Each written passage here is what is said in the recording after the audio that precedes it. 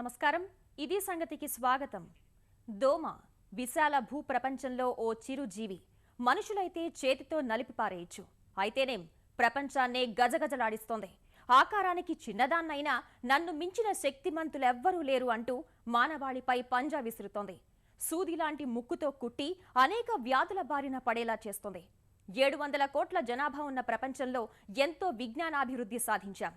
అయినా ఈ చిన్న జీవి అనర్థాలు మాత్రం అరికట్టలేకపోతున్నాం. వైద్య శాస్త్రం ఎంత అభివృద్ధి చెందినా అంతుచిక్కని వైరస్లు పుట్టుకొస్తూనే ఉన్నాయి. శతాబ్దాల మహమ్మారి మలేరియా నుంచి ఇప్పుడు పాశ్చాత్య దేశాలను వణికిస్తున్న జికా వరకు అన్నింటికీ కారణం ఈ దోమే. ఇన్ని అనర్థాలకు కారణమవుతున్న దోమను ఏమీ చేయలేమా? దోమల నుంచి వచ్చిన వ్యాధుల బారిన పడకుండా మనం తీసుకోవాల్సిన జాగ్రత్తలేంటి?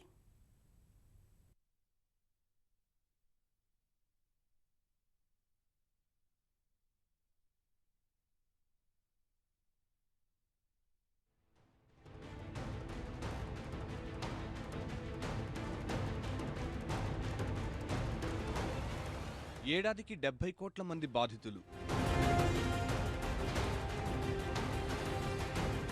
మలేరియా ధాటికే 25 కోట్ల మంది విలవిల.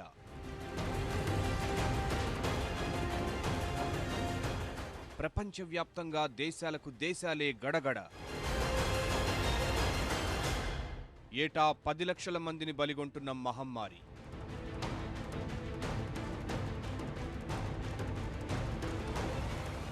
క్యాన్సర్ వ్యాధి సోకిందంటే ప్రాణాలు పోవలసిందే. ఇది ఒకప్పటి మాట. ప్రస్తుతం క్యాన్సర్కి ఓ చికిత్స ఉంది.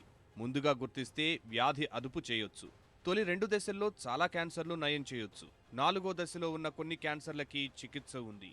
మరి దోమ కుడితే వచ్చే కొన్ని వ్యాధులను నయం చేయగలమా అంటే సమాధానం చెప్పలేం.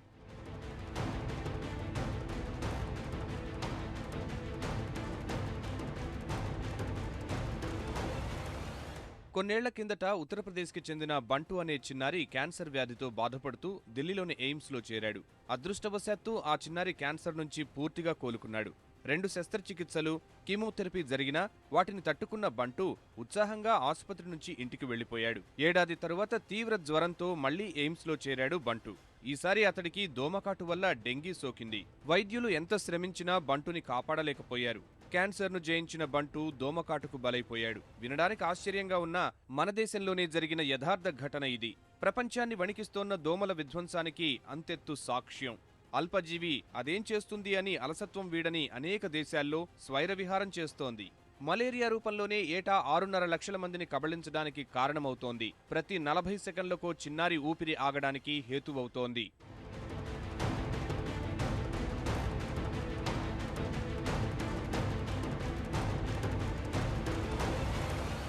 శతాబ్దాలుగా ఇదే బీభత్సం. Malaria, chikungunya, dengue, yellow fever, filaria, Zika లాంటి సంక్రమణ వ్యాధులు ప్రబలి ప్రజారోగ్యమే సంక్షోభం ఎదుర్కొంటోంది. వర్షాకాలం వస్తే చాలు ప్రాణాలు అరచేత పట్టుకోవలసి వస్తోంది. మురికివాడలు, గిరిజన ప్రాంతాల్లో అయితే 365 రోజులు ఇదే ఆరోగ్య అత్యవసర పరిస్థితి. దోమకాటు వల్ల వచ్చే వ్యాధుల్లో ఒకటైన మలేరియా వల్లే ఏటా 25 కోట్ల మంది బాధితులవుతున్నారు. డెంగ్యూ దెబ్బకు ఏటా 10 కోట్ల మంది అనారోగ్యం పాలవుతున్నారు. ప్రపంచ జనాభాలో 250 కోట్ల మంది డెంగ్యూ ప్రభావిత ప్రాంతాల్లోనే నివాసం ఉంటున్నారు. 12 కోట్ల మంది ఏటా ఆ ప్రదేశాలకు ప్రయాణాలు చేస్తున్నారు. వీరిలో ఎవరి తలరాత బాగోకపోయినా గంటల వ్యవధిలోనే ప్రాణాలు కోల్పోవలసిన దుస్థితి. ఆఫ్రికా, అమెరికా, ఐరోపా, రష్యా, ఆస్ట్రేలియా, న్యూజిలాండ్ వంటి అనేక దేశాల్లో దోమకాటు కంటి మీద కునుకు లేకుండా చేస్తోంది. విషజ్వరాలు ప్రబలుతున్నాయి. గుర్తించిన 14,000కు పైగా సంక్రమిత వ్యాధుల్లో 600 రకాల వరకు దోమకాటుతో వ్యాప్తి చెందుతున్నవే. ఆడదోమల ధాటికి మలేరియా, ఫైలేరియా వంటి అంటువ్యాధులు తీవ్రస్థాయిలో ప్రభావం చూపిస్తున్నాయి. వాటి నియంత్రణ ఖర్చు వేల కోట్లు దాటుతోంది. దోమల బెడద తప్పించుకోవడం కోసం కాయిల్స్, లిక్విడ్స్ రూపేణా సామగ్రి కోసం భారతీయులు చేస్తున్న వ్యయమే 10,000 కోట్లు మించుతోంది. అయినా మలేరియా, బోధకాలు, మెదడువాపు వంటి దోమకాటు వల్ల వచ్చే వ్యాధులు పంజా విసురుతూనే ఉన్నాయి.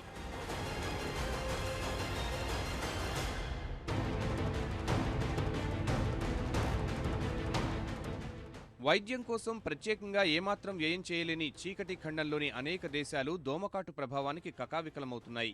మలేరియా ప్రభావంతో మృత్యువాత పడుతోన్న వారిలో 90% ఆఫ్రికా నుంచే ఉంటున్నారు.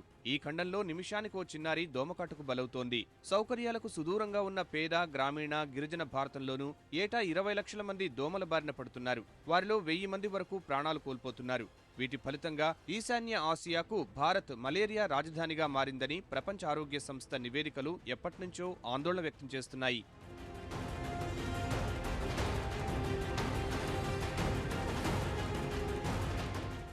దోమకాటు సంక్రమిత వ్యాధులతో పాటు మాతా శిశు ప్రసూతి ఆరోగ్య సంరక్షణకు అనేక సవాళ్లు విసురుతోంది.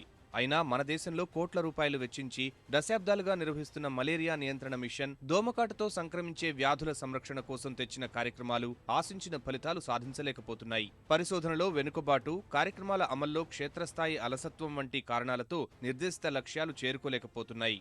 ఈ రోజుకి ఆందోళనకర సంఖ్యలో నమోదవుతున్న మలేరియా, ఇతర విషజ్వరాల కేసులే అందుకు నిదర్శనం.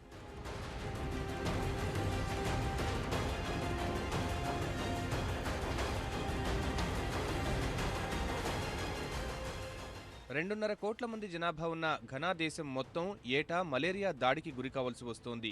వారిలో 50% మంది ఈ మహమ్మారి దెబ్బకు ఆసుపత్రుల పాలవుతున్నారు. భారత్లో బోధకాలు వల్ల ఏటా దాదాపు 700 కోట్ల రూపాయల విలువ చేసే మానవ వనరుల్ని నష్టపోవలసి వస్తోందని అంచనా.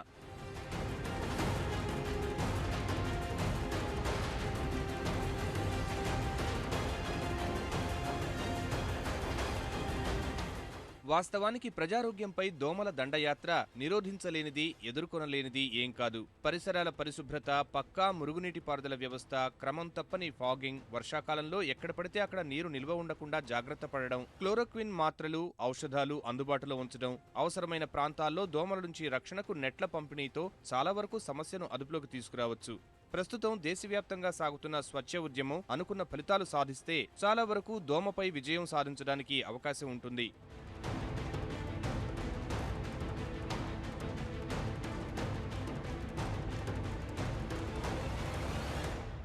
రోడ్ల పక్కన గుంతల్లో రోజుల తరబడి నీరు నిల్వ ఉండడం, మురుగునీటి కాల్వలు సరిగా నిర్వహించకపోవడం, పరిసరాల పరిశుభ్రత పాటించకపోవడం వంటి కారణాలు దోమల సంఖ్య విచ్చలవిడిగా పెరిగిపోవడానికి అవకాశమిస్తున్నాయి. అసలే కీటక జాతి మొత్తంలో అత్యంత ఎక్కువ సంతానోత్పత్తి సామర్థ్యం కలిగిన దోమల జాతి పెరగడానికి ఇంతకు మించి కావాల్సింది మాత్రం ఏముంటుంది? ప్రజారోగ్యం వ్యయంలో దాదాపు 40% మలేరియాకే వెచ్చిస్తున్న అనేక ఆఫ్రికా దేశాలు ఇదే సంగతి గుర్తించి దిద్దుబాటులో పయనిస్తున్నాయి. మన దేశంలో చూస్తే ఏటా వణికిస్తోన్న మలేరియా, డెంగీ కేసుల కలకలం సాధిస్తోన్న పురోగతిని చెప్పకనే చెబుతోంది. తెలుగు రాష్ట్రాల విషయానికి వస్తే వర్షాకాలం వచ్చిందంటే చాలు శ్రీకాకుళం నుంచి ఆదిలాబాద్ వరకు మన్యంలో విషజ్వరాలు విజృంభిస్తూనే ఉంటాయి. పేరు గొప్పగా చెప్పుకునే నగరాల్లోనూ దోమల బెడద ఓ స్థాయిలో ఉంటోంది. కలుషిత నీరు, అపరిశుభ్ర పరిస్థితులకు దోమల కాటే ప్రధాన కారణాలు. మలేరియా, డెంగీ వంటి విషజ్వరాల అవస్థలు వర్ణనాతీతం. ఎప్పుడో ఒకసారి కాదు, ఏటా ఇదే తంతు.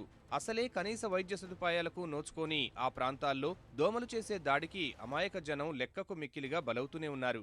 కొండకోణంలో వారిని ఆదుకునేందుకు చేపడుతున్న చర్యలు కొంతమేర ఫలితం ఇస్తున్నా ఇంకా చేయాల్సింది మాత్రం ఎంతో ఉంది.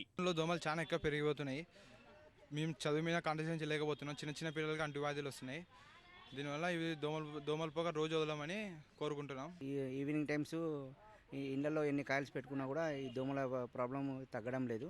ఇది ఎస్పెషల్లీ దీనిపైన కార్పొరేషన్ వాళ్ళు ప్రత్యేక శ్రద్ధ చూపాలని కోరుకుంటున్నాం. ఆ దోమలతోని చిన్న చిన్న పిల్లలకు మోషన్స్, వామిటింగ్స్, రకరకాల జబ్బులు వస్తున్నాయి. అసలు దోమలు కుడుతుంటే మా పిల్లలు స్కూల్ కూడా వెళ్తలేరండి. ఎప్పుడూ జ్వరాలు సిక్ అవుతూనే ఉంటారు. అసలు మేము సంపాదించింది కొద్దిగానే, ఆ కొద్దిగా కూడా హాస్పిటల్లో పాలు చేస్తున్నామండి. ఇవేం దోమలు, ఇవేం లెక్కలు. ప్రభుత్వం వ్యవస్థల వైఫల్యాలను పక్కన పెడితే దోమకాటు వల్ల కలిగే అనర్థాల్లో దాదాపు 30% సమాజంలో మార్పుతో అరికట్టవచ్చు అనేది నిపుణుల సూచన. ఎవరో వస్తారని ఎదురు చూడక మన పరిసరాల్లో నెలకొన్న అవ్యవస్థల్ని చక్కదిద్దుకోవడం ద్వారా అది సుసాధ్యమే అనేది వారి అభిప్రాయం. అందుకే దోమ చేసే చేటు గురించి అవగాహన పెంచుకుని మనము ఆ దిశగా అడుగులు వేద్దాం. మన ఊరిలో, మన ప్రాంతంలో, మన వీధిలో సమష్టి కృషితో సమస్య పరిష్కారానికి కృషి చేద్దాం. విలువైన ఆర్థిక వనరులతో పాటు అందరి ఆరోగ్యాన్ని కాపాడుకుందాం. ప్రపంచవ్యాప్తంగా 109 దేశాలు, సగానికి పైగా ప్రపంచ మానవాళి. వాళ్లు సాధించిన అద్భుత సాంకేతికత ఇవేవి శతాబ్దాలుగా ఓ చిరు ప్రాణి సృష్టిస్తున్న మారణ హోమాన్ని నిలువరించలేకపోతున్నాయి. గోరంత కూడా లేని దోమపై తరతరాలుగా యావత్ ప్రపంచం ఓడుతూనే ఉంది.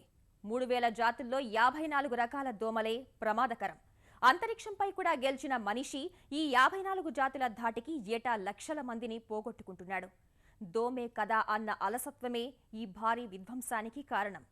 118 ఏళ్ల క్రితమే ఈ ప్రాణహననంపై దృష్టి సారించిన ప్రపంచం సాధించింది స్వల్పమే కానీ మలేరియా, ఫైలేరియా, డెంగీ, చికెన్ గున్యా పేర్లతో ఈ కీటక జాతి మానవాళికి మిగిల్చిన నష్టం మాత్రం అపారం.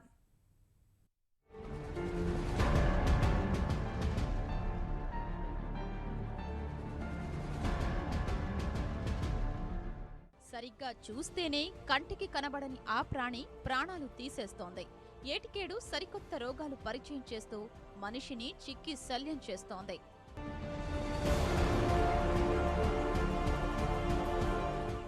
ఈ పరిణామాలతోనే ప్రపంచంలోనే అత్యంత క్రూరమైన జీవిగా మారింది దోమ. ఎంతగా అంటే ఈ రెక్కల పురుగు దెబ్బకు ఏటా 10 లక్షల మంది ఈ లోకం విడిచి వెళుతున్నారు.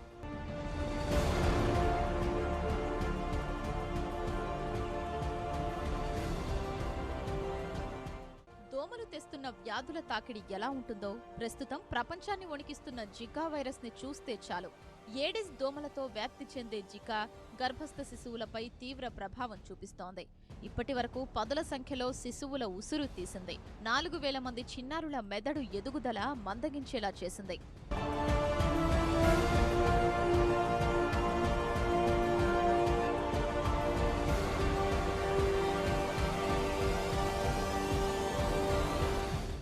జికా ధాటికి 2018 వరకు పిల్లల్ని కనే ఆలోచన విరమించుకోవాలంటూ 5 దేశాలు సూచనలు చేశాయి. ప్రభావం అధికంగా ఉన్న 22 దేశాలకు గర్భిణీల ప్రయాణాలు వద్దంటూ హెచ్చరికలు జారీ అయ్యాయి. పెద్దల్లో పక్షవాతం కలిగించే జికా ప్రభావిత ప్రాంతాలకు వెళ్లకపోవడం మంచిదని ప్రపంచ ఆరోగ్య సంస్థ హితవు పలుకుతోంది. 1940ల్లో తొలిసారి వెలుగులోకొచ్చిన జికా గతేడాది బ్రెజిల్లో బయటపడే వరకు ఇంత ప్రమాదకరమైనదిగా ఎవ్వరూ పరిగణించలేదు. ప్రపంచ ఆరోగ్య సంస్థ WHO సమాచారం ప్రకారం చిలీ, కెనడాలో తప్ప మిగిలిన దక్షిణ, మధ్య, ఉత్తర అమెరికా ఖండంలోని ప్రతి దేశంలో జికా వైరస్ వ్యాపించింది. దోమకాటు ద్వారా జికా వైరస్ వ్యాప్తి చెందుతోంది.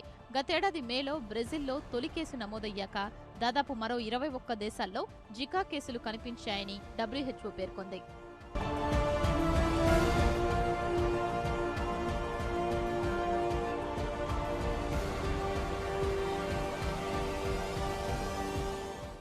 దోమలు తెచ్చే వ్యాధుల్లో అత్యంత ప్రమాదకరమైంది మలేరియా. ఎప్పుడో 1897 ఆగస్టు 20న ఆడ ఎనాఫిలిస్ దోమ వల్ల మలేరియా వ్యాధి వస్తుందని సర్ రొనాల్డ్ రాస్ కనుగొన్నారు. 18వ దశకంలో బాహ్య ప్రపంచానికి తెలిసిన మలేరియా అప్పట్నుంచి ప్రాణహననం సృష్టిస్తూనే ఉంది. భారతదేశంలోనూ ఏటా 20 లక్షల మంది దోమల బారిన పడుతున్నారు. 2015లో 21,14,00,000 మలేరియా కేసులు బయటపడితే 4,38,000 మరణాలు సంభవించాయి.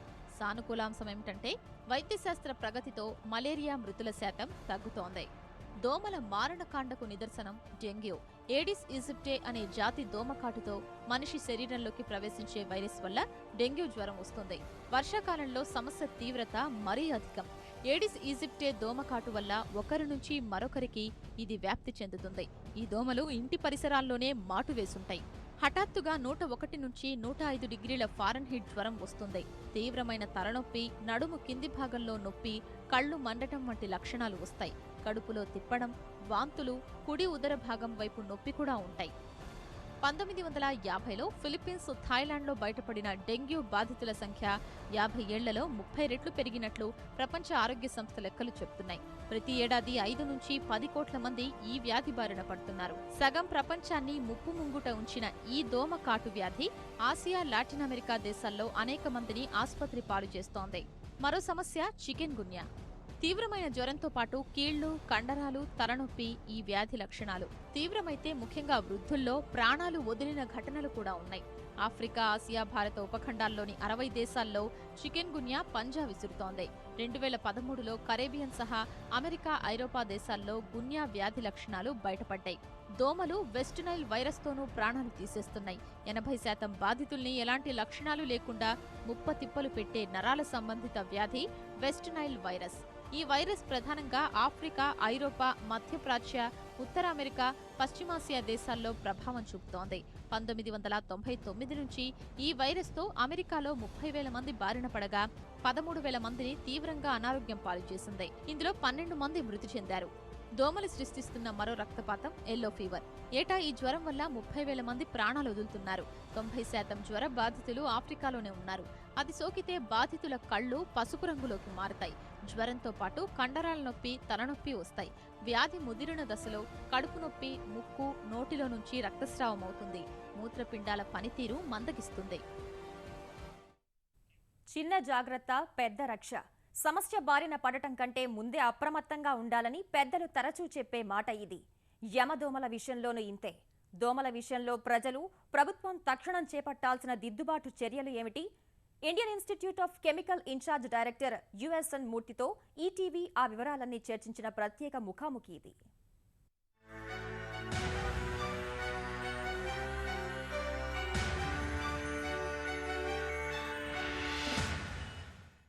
ఐఐసిటి ఇన్ఛార్జ్ డైరెక్టర్గా ఉన్న ఉపాధ్యాయుల సూర్యనారాయణ మూర్తి గారు మనతో పాటు ఉన్నారు.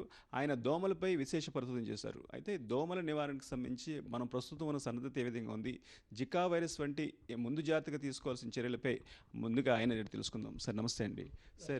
సార్ ఇప్పుడు మన సన్నద్ధత జికా వైరస్ విషయంలో మన భారతదేశ సన్నద్ధత ఏ విధంగా ఉందని మీరు అంటారు? జికా వైరస్ మనం అనుకున్నంత ప్రమాద స్థాయిలో భారతదేశం లేదండి. ఎందుకంటే మనకి ఇంకా ఆ వైరస్ ఇంకా వ్యాపింప చేయడం, దాని ద్వారా అనేక మంది బారిన ఈ రోగాన పడ్డం అన్నది మనకి అంత ప్రమాదకరమైన స్థాయిలో లేదు. అక్కడ కొన్ని రికార్డ్స్ అయితే ఉన్నాయి, కానీ జికా వైరస్ గురించి మనం అంత భయపడవలసిన అవసరం లేదు. కానీ ముందు జాగ్రత్త చర్యలు తీసుకోవాల్సింది కేవలం ఒకే ఒక్క నివారణ ఉపాయం ఉందండి దీనికి. ఎందుకంటే దీనికి సరైనటువంటి వ్యాక్సిన్ లాంటిది లేదు, దీనికి సరైనటువంటి మందులు కూడా అందుబాటులో లేవు. అంటే జికా వైరస్కి అంటే ప్రత్యేకంగా దీన్ని ఎలా చూడొచ్చు, మనకు వచ్చే అవకాశాలు లేవని మనం ఖచ్చితంగా ఎలా చెప్పగలంటారు? అంటే అవకాశాలు లేవు అని చెప్పిన ప్రస్తుత పరిస్థితి ఏమో అంత ప్రమాదకరంగా లేదని చెప్తున్నాం, కానీ దీన్ని ప్రాతిపదికగా తీసుకుని మనం ఏ విధంగా నిర్లిప్తగా ఉండడానికి వీరలేదు. ఆరోగ్య శాఖ కానీ, ప్రపంచ ఆరోగ్య సంస్థతో కానీ, లేదా కేంద్ర ప్రభుత్వ ఆరోగ్య సంస్థతో కానీ అనుసంధానం చేసుకుని దీనికి ముందు నివారణ చర్యలు చేయడానికి కావాల్సినటువంటి కనిపిస్తున్నటువంటి ఒకే ఒక్క మార్గం ఏంటంటే vector control. Aedes aegypti, Aedes albopictus, ఈ 2 రకాల జాతుల దోమల్ని నివారించడం ఒక్కటే ముఖ్యమైనటువంటి మార్గం అండి. కొన్ని దశాబ్దాలుగా చూస్తే దోమల నివారణకు సంబంధించి మనం తీసుకున్న జాగ్రత్తలు కానీ చర్యలు కానీ సరైన దారిలోనే వెళుతున్నాయని మీరు అనుకుంటారు? అది ఎవరు తప్పు అని చెప్పడానికి ఒక సమయం కానీ సందర్భం కానీ వచ్చినప్పుడు చెప్పచ్చు, కానీ ఇది ఎవరి వల్ల జరుగుతోంది, ఈ అవుట్ బ్రేక్స్ ఎందుకు వస్తున్నాయని చెప్పుకోవడానికి ఏంటంటే అనేక కారణాలు ఉంటాయండి. ఎక్కడైతే అవుట్ బ్రేక్ వస్తుందో ఆ టైంకి ఆ ప్రదేశానికి వెళ్ళి ఏదో తాత్కాలికంగా ఉపశమన చర్యలు చేయడం తప్ప ఒక యుద్ధ ప్రాతిపదికన ఏదో అందరూ ఉన్నటువంటి ఆరోగ్య శాఖ సిబ్బంది వెళ్ళిపోవడం, ఏదో వెక్టర్ కంట్రోల్ లార్విసైడ్లు కానీ, అడల్ట్ సైడ్లు కానీ, లేదా వ్యాక్సినేషన్ కానీ ఇవన్నీ చేయడం అనేది ఎలా ఉంటుందంటే చేతులు కాలిపోయిన తర్వాత ఆకులు పట్టుకుంటున్నాం. ఉదాహరణకి చూడండి, కొన్ని సంవత్సరాల క్రితం 1400 మంది చిన్నపిల్లలు చచ్చిపోయారు. ఎందుకు? మెదడు వాపు వ్యాధి వల్ల గోరఖ్పూర్లో. అటువంటి వైరస్ వస్తుందని మనం ముందుగానే పసిగట్టాలి. ఎందుకంటే ఇది ఆల్ ఆఫ్ ఏ సడన్ రాదు. మీరు ముందుగానే వెక్టర్ కంట్రోల్ చేశారనుకోండి, ఇంకా వైరస్ ట్రాన్స్మిషన్ ఎక్కడుంటుంది? దోమల నివారణ అని చెప్పేసి ఏదో ఒక స్టాండర్డ్ ప్రణాళిక మీరు చేద్దామంటే కుదరదు. ఒక్కొక్క వ్యాధికి ఒక్కొక్క రకమైనది. నేను చెప్పిన దోమలన్నీ ఇప్పుడు రాత్రి కొడతాయి. మలేరియా కానీ, జపనీస్ ఎన్సెఫలైటిస్ మెదడు వాపు వ్యాధి కానీ, లేకపోతే ఫైలేరియా బోధకాలు కానీ ఇవన్నీ రాత్రి కొడతాయి. జీకా వైరస్ కానీ, డెంగీ వైరస్ కానీ, చికెన్ గున్యా కానీ ఇవన్నీ కుట్టేటువంటి దోమ పగల మాత్రమే కుడుతుంది. మరీ మీరు పర్టికులర్గా అడిగారంటే మధ్యాహ్నం 2 నుంచి సాయంత్రం 5 గంటల లోపులోనే ఈ ఏడిస్ దోమ అన్నది కుడుతుంది. అంటే స్వచ్ఛ భారత్ అండ్ విశేషమైన ప్రోగ్రాం తెలుగు రాష్ట్రాల్లో అద్భుతంగా జరుగుతుంది. దీని ద్వారా అంటే ప్రజల్లో మరికొంత అవగాహన కల్పించి దోమల నివారణ సాధ్యం అయ్యే అవకాశాన్ని మీరు ఎంతవరకు దాన్ని సమర్థిస్తారు? స్వచ్ఛ భారత్ అన్నది ఒక చాలా మహోన్నతమైన కార్యక్రమం అండి. ఎందుకంటే స్వచ్ఛ భారత్లో మీరు సాలిడ్ వేస్ట్ మేనేజ్మెంట్ చేస్తున్నారు, అలాగే చుట్టుపక్కల పరిశుభ్రాలన్నీ ఉండాలంటున్నారు, అలాగే మీకు కనిపించినటువంటి నిల్వ ఉంచిన నీటిని కూడా పారపోసేయాలి, నిల్వ ఉంచకూడదు అంటున్నారు.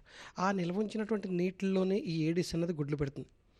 డ్రై డే ఫాలో అవ్వండి అని చెప్పి ఆరోగ్య శాఖ మీకు చెప్పింది. వారంలో ఒక్కరోజు డ్రై డే అంటే మీ ఇంట్లో ఉన్న కూలర్స్ కానీ, విరిగిపోయిన బకెట్స్ కానీ, పగిలిపోయినటువంటి కుండీలు కానీ, కొబ్బరి చిప్పల్లో కానీ వాటిల్లో మాత్రమే ఈ ఏడిస్ ఈజిప్టి గుడ్డు పెడుతుంది. హైలీ డొమెస్టికేటెడ్ మస్కిటో, అంటే మీకు పెద్ద పెద్ద ఎన్విరాన్మెంట్స్లో ఇది గుడ్లు పెట్టదు. దీని పేరు ఏమంటారంటే టైగర్ మస్కిటో అంటారు. దీన్ని ట్రీ హోల్ బ్రీడింగ్ మస్కిటో అంటారు. అంటే చెట్టు తొర్రల్లో కూడా ఇది గుడ్లు పెడుతుంది. మనకు కనిపిస్తున్నటువంటి ఏకైక మార్గం ఈ larval control, adult control of mosquitoes, and that is an integral part of Swachh Bharat. Community participation ద్వారా 30% వ్యాధులు తగ్గుతాయండి. ఎందుకంటే నువ్వు ఇప్పుడు ఒక ఇదేంటి మన ఓవర్ హెడ్ ట్యాంక్స్ ఉంటాయి, ఓవర్ హెడ్ ట్యాంక్స్లో urban mosquito of malaria Anopheles stephensi కేవలం ఓవర్ హెడ్ ట్యాంక్స్లోనే గుడ్లు పెడుతుంది. మీరు ఒక్కసారి వారానికి ఒకసారి శనివారం కానీ ఆదివారం కానీ ఆ ఉన్నటువంటి లార్వాని వాటిని ఇవాక్యుయేట్ చేసి శుభ్రంగా కడిగేసి మళ్ళీ ఫ్రెష్ ట్యాంక్తో చేస్తే మళ్ళీ వారం వరకు రావు. ఈ మస్కిటో కంట్రోల్ లాంగ్వేజ్లో సోర్స్ రిడక్షన్ అంటారు. ఇక్కడ మీకు సోర్స్ ఏమిటి? ఇన్సెక్టిసైడ్. దాన్ని రిడ్యూస్ చేస్తున్నారు. ఎలాగా? మీ ఇంట్లోనే ఏడిస్ ఈజిప్ట్ అనేది సెప్టిక్ ట్యాంక్స్లో గుడ్లు పెడతాయి. అంచేత ట్యాంక్ అవుట్లెట్ ఉంటుంది, దాని పల్చటి గుడ్డతో కనుక కట్టేశారంటే ఏవైతే అడల్ట్ కింద వచ్చాయో ప్రౌఢజీవులు బయటికి రాలేవు, అవి అక్కడే చచ్చిపోతాయి. ప్రజల్లో అనుకునేది ఏంటంటే ప్రభుత్వం అందే దోమల నివారణకు సంబంధించి కానీ దోమల మీద అవగాహన కల్పించడం కానీ ప్రభుత్వం అందే బాధ్యత అని ఒక అపోహ వచ్చి అపనమ్మకం ఉంది. ప్రజల్లో భాగస్వామ్యాన్ని పెంచుకోవడానికి వాళ్ళు ఏ విధమైన చర్యలు తీసుకోవాలంటారు? ఉదాహరణకి ఈ ఎవరైతే ఇలా విమర్శలు చేస్తున్నారో ప్రభుత్వం అని చెప్పి మాట్లాడుతున్నారో వాళ్ళని ఒక్క క్వశ్చన్ వాళ్ళని అడగమని చెప్పండి. ఎందుకంటే వీళ్ళు గార్బేజ్ ఉంది, ఆ గార్బేజ్ ఐడెంటిఫై చేసిన చోట పర్టికులర్గా వేస్తున్నారా? వీళ్ళు పక్కన డ్రైనేజ్ ఉంది కాబట్టి కొన్ని అపార్ట్మెంట్స్ డ్రైనేజ్ పక్కన కూడా కడుతున్నారు. ఆ డ్రైనేజ్ పక్కనే పడేసారనుకోండి, మీరు వాటర్ ఫ్లో ఉంటుంది, ఆ వాటర్ ఫ్లోని మీరు అబ్స్ట్రక్ట్ చేస్తున్నారంటే దానివల్ల నీటి ప్రవాహానికి మీరు అడ్డుకట్టేస్తున్నారు. ఎక్కడైతే నీటి ప్రవాహానికి 2 అడ్డుకట్టలు వచ్చాయో ఆ మధ్యలో ఉన్నటువంటి ప్రాంతం ఏమైపోతుంది? నీటి నిల్వ ఉన్న ప్రాంతం అవుతుంది. ఒక సెకండ్కి 20 సెంటీమీటర్స్ కన్నా ఎక్కువ కనుక వాటర్ ప్రవాహం కనుక మెయింటైన్ అయితే ఏ దోమ వచ్చి గుడ్డు పెట్టదండి. ప్రతి చోట ఒక అవగాహన, దీని మీద సదస్సులు నిర్వహించబడాలి. కావాలంటే ఐఐసిటీలో ENVIS centre, environmental information system అనేటువంటి ఒక డెడికేటెడ్ సెంటర్ ప్రపంచ బ్యాంక్ మాకు ఇచ్చింది. దీని యొక్క ముఖ్యోద్దేశం ఏంటంటే దోమల మీద అవగాహన కల్పించడానికి. ఈఎన్విఐఎస్ ఐఐసిటి, ఈఎన్విఐఎస్ అంటే ఎన్విరాన్మెంటల్ ఇన్ఫర్మేషన్ సిస్టమ్, ఐఐసిటి అంటే మా సంస్థ Indian Institute of chemical technology, కలిపి ఒకటే వర్డ్ ఈఎన్విఐఎస్ ఐఐసిటి .nic.in అనేటువంటి కేవలం ఒక సెంటర్ ఉంటుందండి మాకు. ఈ సెంటర్ యొక్క ముఖ్యోద్దేశం ఏంటంటే ప్రజల్ని చైతన్యవంతులు చేయడం. ప్రపంచంలో ఎక్కడ మస్కిటోస్ ద్వారా అవుట్ బ్రేక్ జరిగినా అది 24 గంటల లోపల దాంట్లో హోస్ట్ చేయడం, దానికి కావాల్సినటువంటి కారణభూతాలు ఏమిటయ్యాయో అవన్నీ లిస్ట్ అవుట్ చేయడం. ఇవి కనుక మీరు కనుక ఫాలో అయితే మీకు ఇటుపైన ఇలాంటి అవుట్ బ్రేక్స్ ఉండవని చెప్పి వేరే ప్రజలకి చెప్పడం. ఇది కాక మేము మస్కిటోస్ మీద ఎలాగ రీసెర్చ్ చేస్తున్నాం కాబట్టి దాని యొక్క డిస్టెన్స్ ఎంతవరకు ట్రావెల్ చేస్తుంది ఒక పర్టికులర్ ఫీమేల్ మస్కిటో అన్నటువంటి దాని గురించి అవగాహన, aerodynamics of mosquitoes, biophysical characters of various species of mosquitoes, ఇవంతా ఒక డిజిటల్ లైబ్రరీ, ఒక హోలీ బైబిల్ అంతా కలిపి ఆ ఎన్విస్ సెంటర్లో ఉంటుంది. మీరు అటువంటి సెంటర్స్ విజిట్ చేయండి, దాని యొక్క అవగాహన పెంపించుకోండి, ఈ కార్యక్రమంలో భాగస్వామ్యులు కండి, డిసీజ్ బారిన పడకుండా అందరినీ ఆరోగ్యవంతులుగా చేయండి. ఎండమిక్ జోన్స్ని ముందుగానే మ్యాప్ చేసి రేపు ఆన్సెట్ ఆఫ్ మాన్సూన్ వస్తుంది, ఆగస్టులో వర్షాలు జూలైలో పడతాయని తెలుసు. మరి మనం ఎందుకు ఇన్సెక్టిసైడ్తో రెడీగా ఉండం స్ప్రే కోసం? మరి ఎందుకు డైథైల్ కార్బమజైన్స్ ఒక జిల్లాలో ఇన్ని లక్షల ట్యాబ్లెట్లు కావాలంటే గవర్నమెంట్ నుంచి రెడీగా పెట్టుకుని ఎందుకు ఉండం?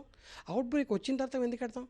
ఇవన్నీ కూడా ప్రభుత్వాలు ఆలోచించుకొని ముందుగానే ఎక్కడెక్కడ ఇలాంటి ఇన్ఫర్మేషన్ ఉంది సమగ్రపరిచి ఒక సింగిల్ విండో సిస్టమ్ ద్వారా కనుక వాళ్ళు కనుక ఇలాంటి కార్యక్రమాలు చేపడితే తప్పకుండా మనకి చక్కటి ఫలితాలు వస్తాయి. థ్యాంక్ యూ మూర్తి గారు.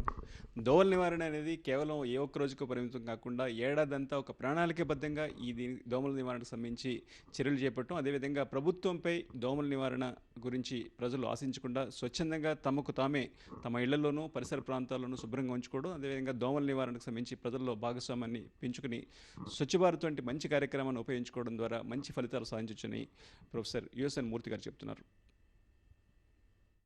మరిన్ని విభిన్న అంశాలతో మరో ఇదే సంగతిలో కలుసుకుందాం. నమస్కారం.